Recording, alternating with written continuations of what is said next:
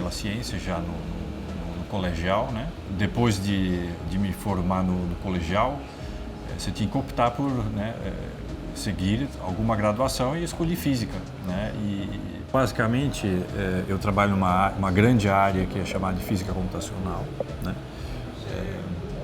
Onde a gente usa computadores de alto desempenho para estudo de sistemas sólidos e líquidos, né? Olhando diferentes propriedades.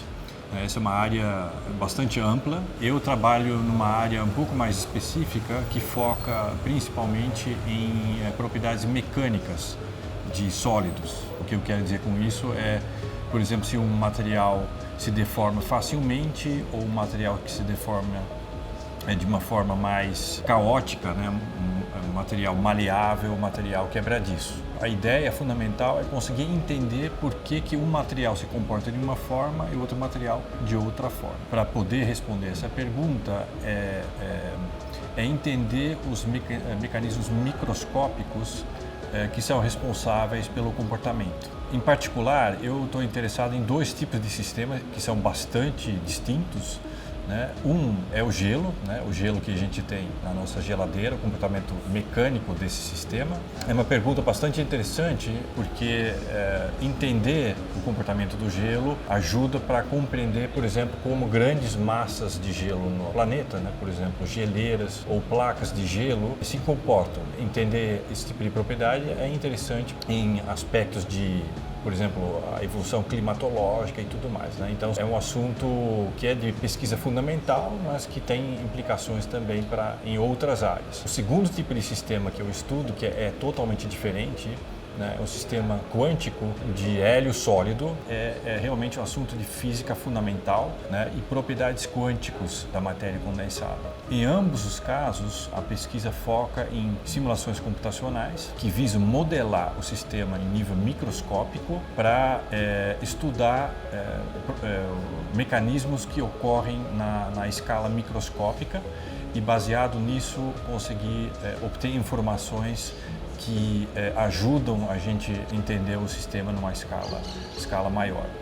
No caso do gelo, uma pergunta fundamental é entender por que, de vez em quando, gelo se comporta de forma quebradiça, né? Por exemplo, você tem uma pedrinha de gelo, você joga no chão, ela espatifa e quebra em pedaços, né? Isso é um comportamento quebradiço.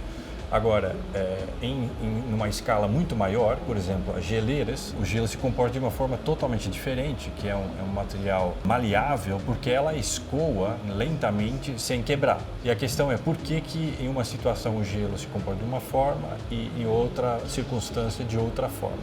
No caso do hélio, no hélio sólido, é um material que existe apenas em temperaturas baixíssimas, né? Temperaturas abaixo de 1 Kelvin e pressões altas. Dados experimentais mostram que é um cristal extremamente maleável, né?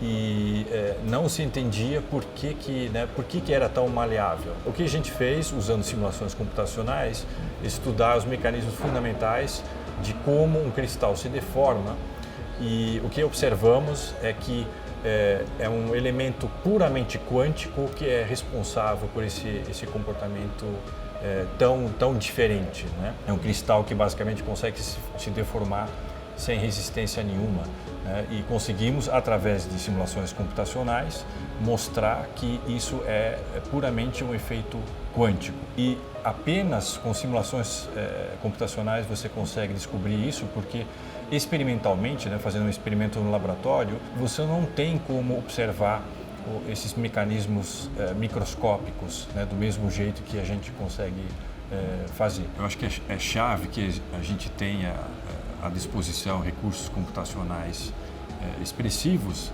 né? Aqui no Instituto a gente já tinha uma quantidade de máquinas bastante razoável, né? A gente tem uma infraestrutura bastante boa aqui, Mas é sempre necessário ter mais máquinas para poder responder perguntas mais ambiciosas. Foi nesse sentido que a gente fez o projeto para comprar essa nova máquina. Agora que ela chegou e está em operação, eu e os meus alunos rodamos vários testes. Né? De fato, né, o desempenho da máquina tem sido bastante bom comparado com outras máquinas que a gente já tinha. Então, certamente, essa nova máquina vai dar um boost na nossa pesquisa. Além disso, a FAPESP, que financiou a aquisição dessa máquina, transforma a máquina numa máquina que é chamada multiusuário, ou seja, esses recursos também vão estar disponíveis para outros pesquisadores fora do nosso projeto e, né, certamente isso é um desenvolvimento